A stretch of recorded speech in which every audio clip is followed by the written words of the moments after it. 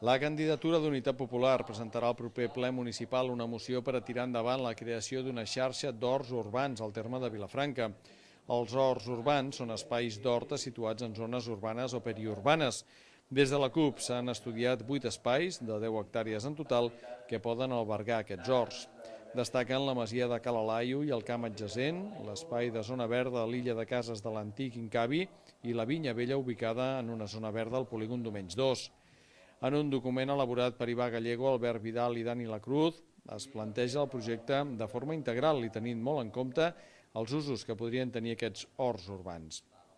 El document defensa la creació d'aquesta xarxa que permeti la pràctica de l'horticultura no només per a conrear aliments per a l'autoconsum, sinó també per ocupar treballadors sense feina i fer sessions terapèutiques o educatives. Sí, hem vist una sèrie d'espais que estan catalogats com a zona verda que nosaltres li trobem aquesta utilitat, és a dir, que s'hi poden treballar molts objectius. Al darrere hi ha tota una tasca, tant terapèutica amb col·lectius que estan en aquests moments en situació d'exclusió social o amb dificultats per entrar al món laboral, també tot un treball, una feina educativa. Al darrere es pot treballar amb les escoles, amb els instituts i després una tasca de lleure que pot anar adreçada a la gent gran o a diferents col·lectius.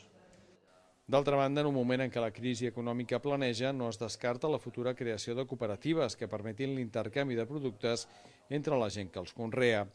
Si la proposta és que hi hagi una sèrie de gent que treballin, per tant l'aliment serà per autoconsum, però en tot cas una altra de les solucions o de les possibles conseqüències d'aquesta xarxa és que el següent pas sigui que es creïn cooperatives de consum i per tant d'intercanvi d'aquests aliments, que seria molt interessant per la nostra part.